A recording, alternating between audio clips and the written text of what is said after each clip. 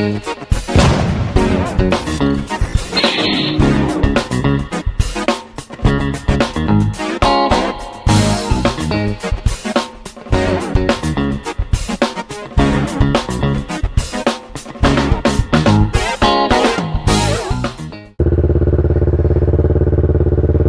everyone, welcome back to Nacker Yard. Long time no see.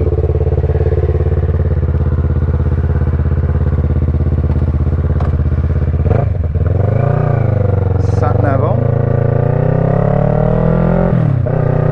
Sense of humour engaged.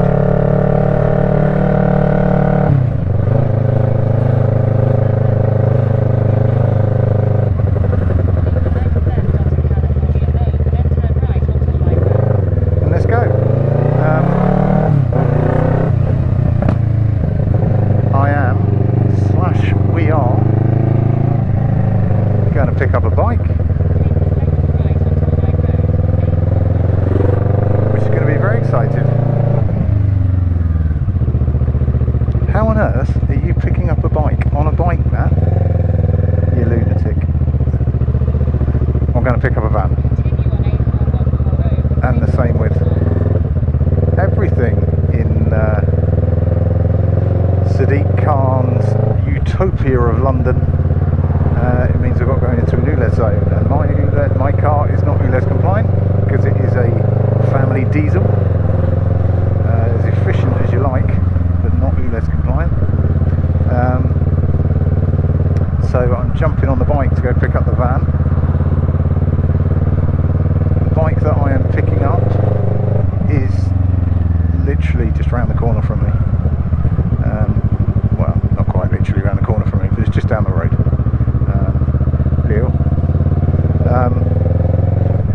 So it doesn't have too much time to grab the van, hoik it back to the house, throw my ramp and my straps in, and then go and grab it.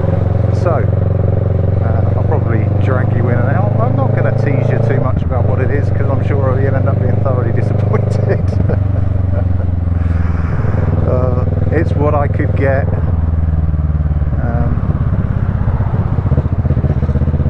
Several caveats of money, skills, which is the biggest one that I'm considering a lot more now, i.e. the skills, what I don't have really.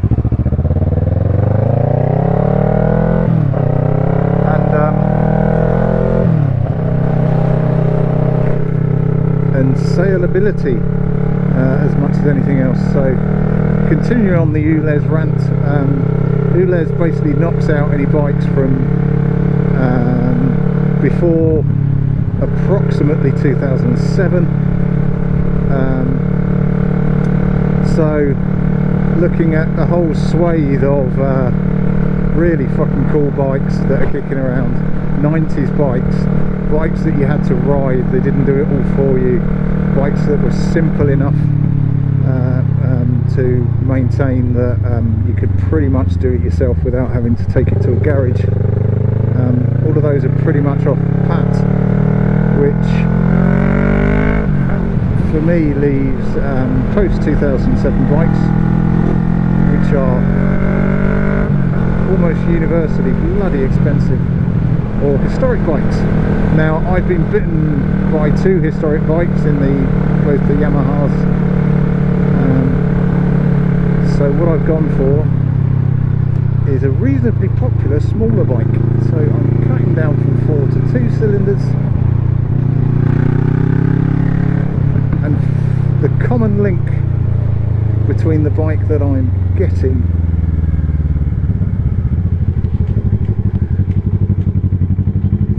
for two different reasons is the name Ryan. Now, you may be aware of one, maybe aware of both. I think that's probably a smaller subset.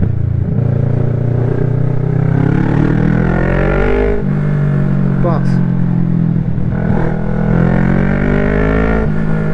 the two that I'm thinking of is Ryan's Garage, which is a small channel, but definitely one worth finding. if you can. I'll see if I can find a way of putting something to find it with it. Failing that, I'll put it in the comment, put it in the description. But please, by all means, go over and check. Now, if you're doing a comparison of sites, Ryan is very much me. Ryan is not a mechanic. I've no idea what he does for a living, but it's not a mechanic. I do cunningly know exactly where he lives, but that's after a long conversation worked out. We got kind of crossed paths at some point, although separated by time.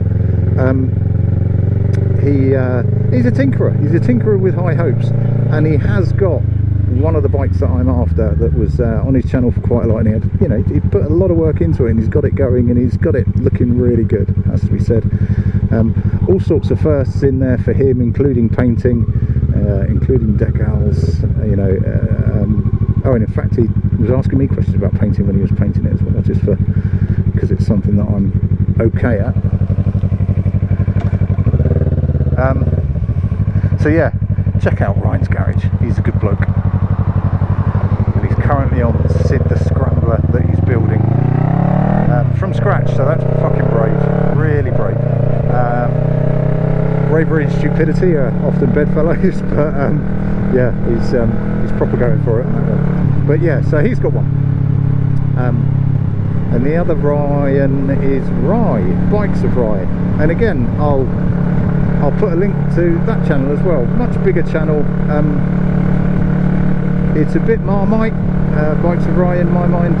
Some of the, he admits he's an amateur. He admits he's an amateur. I will give him that much. His presentation style is Marmite.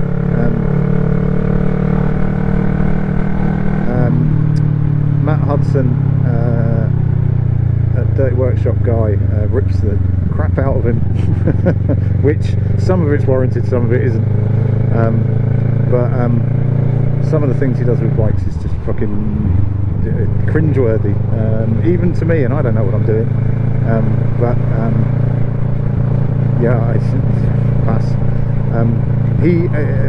I have commented on his videos. He doesn't delete comments, which is a very good thing. But he has got a big downer on workshopites, because Matt rips the hell out of him. But you know, not having a go at him, I'm questioning some of his motives behind some of the things he does. So I think, why on earth have you done that? It's just why. It would be less of an issue if it's just through lack of experience, but you just kind of look at it and go, no, there's something happening there. Anyway, yeah, he's got one as well. So why are you doing it as well, Nat? Well, two reasons. One, it's cheap. Two, it was local. Well, it's not two reasons then, is it, Nat? Because you're still going. Three, it is a lot simpler than I have been dealing with by being 2 cylinders. Four, as when and if I get it sorted, as when and if, and I'm being very, you know, reluctant to make any promises. I'll see how it goes. If I do get it sorted, it is a historicable bike by being an 80s bike, being an early 80s bike, that I should be able to get through on historic, which means that it has utilisation in the ultra low emission zone. Not killer if it doesn't, but a killer for anybody in the majority of my catchment area for potential sales, as when and if I finish it. Yeah. Now, for those that have been following the channel for a while, a long time ago now, I did do a CB400 Super 4, which I ended up keeping for a while and using as my main bike. And I have to say, I kind of fell for big fun on little bikes.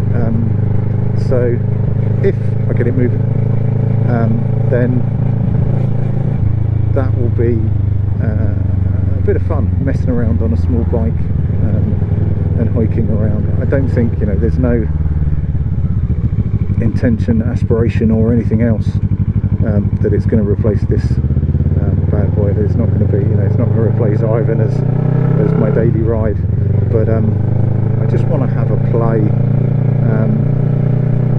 The huge advantage of getting a bike that other YouTube channels have toyed with, played with, tinkered with, whatever you want to call it, is that there is a good grounding of examples, advice, etc. that can only help out. One of the channels that I mentioned is a good example, and one is probably a bad example. But as an old school teacher said to me many years ago, you learn better lessons from a bad example than a good one.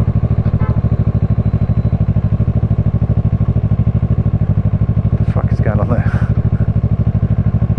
I see that he's trying to get himself around that corner, but reversing into a bus quite possibly isn't the best way of doing it. Yeah, so I would normally just jump in the car and do this, but we're down to one car at the moment, or today anyway. I just wanted to get this grabbed. So I'll fast forward you, probably back in the van, or maybe even there for the pickup.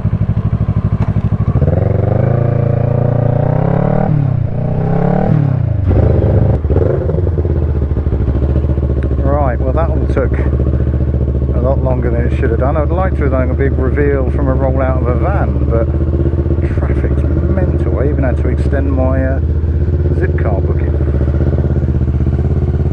Only by half hour, not too much. But it has slightly ruined my rolling out the back of a van reveal plans. Never mind. First impressions of the bike, it's a shed. I knew it was a shed when I bought it, that's why I paid so very little for it. Biggest concern is how seized the engine is. It has got a seized engine now. I don't know if I can unseize it or not. Bought it from a lovely guy, lovely old dude that got it as a project but just kind of lost interest and gave up. Hoping it's because he hasn't got quite so much brute force and ignorance as I've got, and I'll try and see if it will unseize. But you know, I'll show you the bike in a bit, talk through it a little bit, but there's bits of it that look remarkably good, there's bits of it that don't look quite so good, but the key element at the moment, well, indeed, if that engine is seized even, and if I can get it unseized with a little bit of applied brute force and ignorance. Right, I'm probably not going to bother filming the route here. I might drop you back in. It's fucking mental. I don't know what's going on. I really don't think I've seen such displays of just fucking horrendous driving. Now, to be fair, you know, I'm in a van I'm familiar with. I am accustomed in a bike to just nipping round to the front of queues like that, which you obviously can't do in a four-wheel vehicle. But, you know, that said, even I don't do it even. I wouldn't even think twice to do it. I wouldn't even think twice. It would never even occur to me to try and do that in a car. The number of people I've seen that in cars and vans do that today. I have to say more cars than vans. I know vans and white vans, particularly in the UK, get, you know, a really bad rep, but it's not the vans. It's cars. Wrong. I'll tell you which cars it is. It's big cars. It's 4x4s. It's expensive cars mostly. I'm just fucking amazed by the number of people that can barely see out their vehicles. I mean, newer cars have got bigger and bigger. They are just fucking ridiculous sizes now. God, I sound old. But it's I just get the feeling we're in that generation where people have learned to drive and become accustomed to a drive in 1 litre Fiestas, and suddenly married and spit out a few kids, and suddenly they're driving things that, you know, not that long ago would have needed an light goods vehicle license, and they're just not ready for them.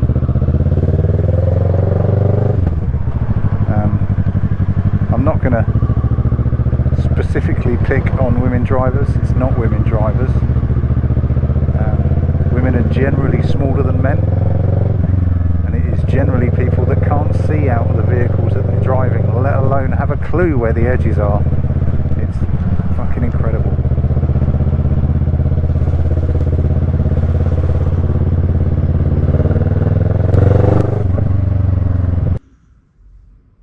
And there we have him. I'm now trying to film off my Hero 8 again. I can't find the media mod, so you're naked. Here is the hunk of junk, and it is a hunk of junk, but it's a smaller hunk of junk than I've been used to, and I want to learn. So this is a learning bike, very much so. Good, bads, and ugly. Ugly, well, the whole thing really, but the good bits, the wheels, I don't know if they're original for the bike, but they are branded Honda. They look cheap, but you know, they look pretty original to me. Mudguard's original, mucky but clean upperall, I think. Downpipes, I think the downpipes are original. I thought my camera turned off then. No, it was just the screen. I think the originals, original downpipes. I don't think it's the original mufflers, but we shall see. Mufflers, silencers. Fucking hell. It's pretty much all there. The only thing that's not here, and I will get hold of the seller because I didn't notice, is that's my gear change at the moment. My gear changer doesn't work, but well, it works, but as in it's not changing gear. You can see I've taken the side cover off. I have had a quick go to see if I can turn it over at the bolt. I can't. The bolt undoes, which is something I have to look at. Any ideas how to? I mean, I've done it before with bikes where I've, you know, mechanically.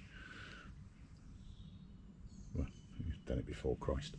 On the 650, 750, the crank on the left hand side, turn it around, obviously it's direct to the crank, so it'll turn it, but obviously it doesn't have a bolt in it like that. So any advice, gladly received. No real joy. It's not turning over, it is seized. I have chopped a boroscope down the sparks. I'll see if I can find it and chop it in here. There you go, probably with a little bit of a voiceover as well. So I have got 2-stroke in there on both sides, and I'm going to leave it to do its thing. I think I might have a quick go just to look under the old magneto to see if there is a better way of trying to get some direct access on there. I don't have a manual for this yet. I'll order one this evening, but we'll see. It's a smaller project.